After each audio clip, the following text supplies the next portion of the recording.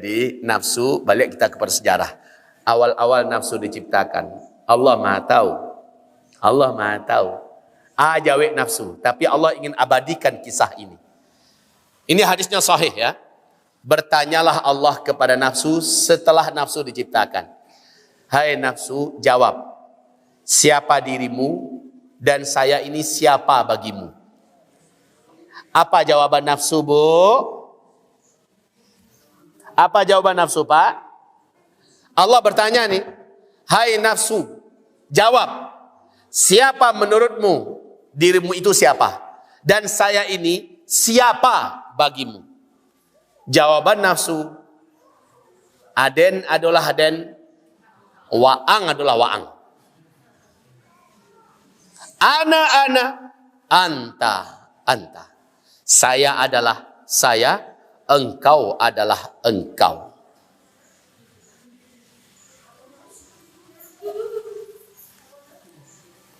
Kenapa nafsu menjawab begini? Karena nafsu tahu bahwa dirinya sebenarnya adalah makhluk ciptaan Allah. Allah ini adalah yang menciptakannya.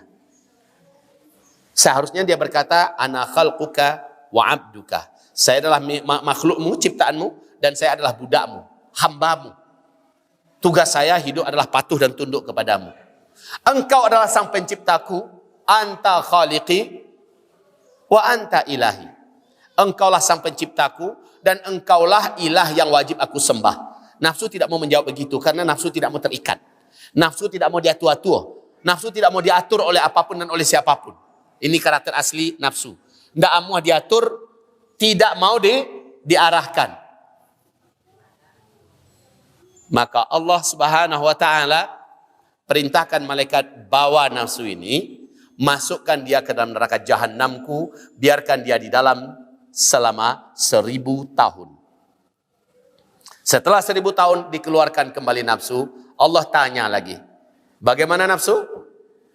Sudah berubahkah jawabanmu? Ayo katakan, jawab, siapa dirimu dan saya ini siapa bagimu? Sekali lagi nafsu menjawab, ana, anta, anta. Saya adalah saya, engkau adalah engkau. Tidak mau dia mengatakan saya adalah makhlukmu, saya adalah hambamu yang wajib tunduk padamu. Tidak mau dia mengatakan itu. Karena konsekuensinya dia harus patuh kepada Allah. Tapi dia ingin lepas sesuai dengan keinginannya. Kemudian Allah perintahkan malaikat bawa balik ke dalam neraka jahanam, masukkan ke sebuah ruangan khusus dalam neraka jahanam. Nama ruangan itu adalah Zamharir. Zamharir. Sebuah ruangan khusus dalam neraka jahanam yang ruangan itu ternyata maha dingin, kebalikan dari panasnya api neraka jahanam. Jadi jangan salah-salah, Pak. Di neraka jahanam itu bukan hanya panas melulu, ada yang maha dingin disebut dengan Zamharira. Dalam Al-Quran ada Zamharira.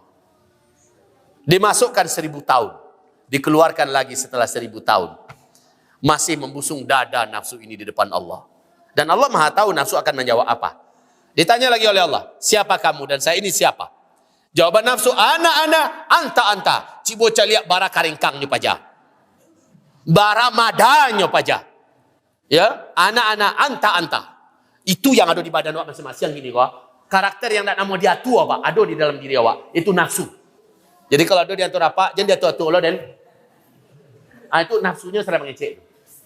Ya. Angketik baru mentang-mentang tamek dari Mesirang, kamata tu dia orang. Urus diri yang surang, aku bantu orang yang sedang dikuasai nafsunya. Ya. Baik. Kita lanjut. Kemudian Allah lepaskan dia. Jawabannya masih seperti itu. Dan Allah Maha tahu kelemahan nafsu ini apa. Allah Maha tahu kelemahan nafsu ini apa. Kemudian Allah panggil nafsu, sini. Siapa kamu dan saya siapa? Jawabannya sekali lagi, ana, anta, anta. Oke. It's okay. Kemudian kata Allah, malaikat, bawa dia ke sebuah ruangan. Jangan beri dia makan, jangan beri dia minum. Laparkan dia, hauskan dia. Dan tahan semua yang dia mau, jangan dikasih. Awas, kita kembali kepada puasa ini. Kita kembalikan kepada puasa. Arti siam tadi adalah menahan nafsu dan Caranya apa? Laparkan dan hauskan. Dan jangan ikuti kemauannya. Inilah yang Allah perintahkan kepada malaikat. Jangan beri dia makan, jangan beri dia minum, laparkan, hauskan, dan jangan ikuti apa kemauannya. Sabantanyo dalam ruangan itu malu luang napasu. Melolong dia. Ya. Tolong. Lepaskan. Tolong. Lepaskan. Lapar, lapar, haus, haus, melolong, memohon dilepaskan. Akhirnya, tidak digubris. Keinginannya untuk dilepaskan dari ruang itu tidak dilepaskan. Kebutuhannya untuk makan dan minum tidak dikasih.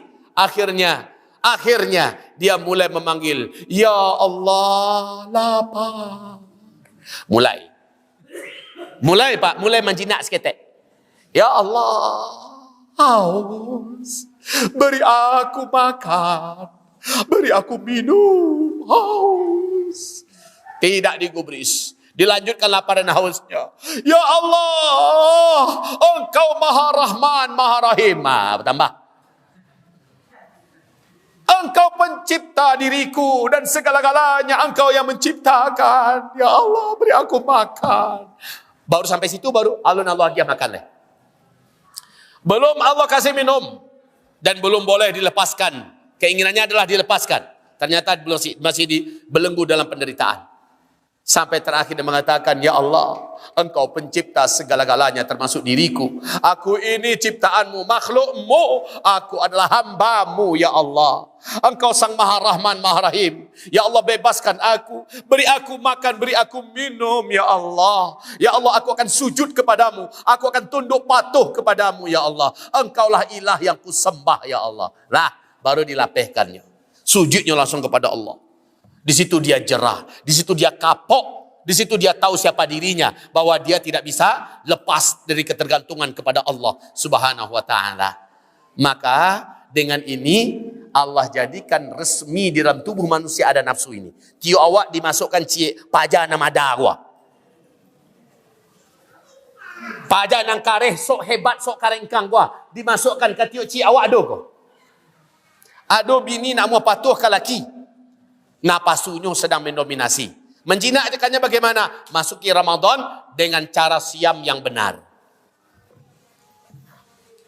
Ada laki yang selalu bangih ke bini, yang selalu marabo, selalu zalim. Dia tahu ini bulan Ramadan. Ini zalim adalah haram dan dia mengendalikan dirinya. Saya tidak boleh berbuat zalim. Ini saum. Maka dengan itu nafsunya lama-lama menjadi, karena tidak diikuti, nafsunya lama-lama menjadi lunak dan akhirnya menyerah. Begitu Pak. Ini baru siang ya. Awas, Ramadan itu terdiri dari siang malam atau hanya siang saja? Siang malam ya. Kalau begitu, amalan dalam bulan Ramadan ini ada siamnya, siang itu. Ada qiyamnya malam. Ada qiyam. Di malam hari jangan dituru ikan dak napasu. Kandak napasu apa? Makan nan banyak, lalok nan banyak. Itu kandak napasu. Jangan dipaturi ikan, kendalikan. Makan sakete, lalok sakete. Awas Pak. Jangan sampai lupa. Ramadan bukan hanya terdiri dari siang saja. Ramadan juga terdiri dari malam. Syahrul Ramadan alladhi unzila fihi al-Quran. Hudan linnas wa bayyinatin minal huda wal furqan faman syahida minkumus syahra falyasum. Kalau siapapun di antara kalian masuk bulan Ramadan, siamlah siang harinya. Di ayat berikutnya, qiyamlah di malam harinya. Qiyamlah di malam harinya. Qiyam itu yaitu berdiri, menjauhkan lambung kita dari tempat tidur, kecuali sedikit kita tidur. Lalu setelah itu, tarawih. Lanjut dengan tahajud. Setengah halaman saja membaca imam kuah dalam tarawih, batuak banyak muncul di belakang. Lah isyarat kuah. Alun jo imam berhenti lai, basambung jo baru. Maruto-rutonya, ya, marabo, bangi nafsunya kembali Berontak. Awas. Halo. Nafsunya kembali mengamuk. Lambik na panjang na baca ni imam ngomong.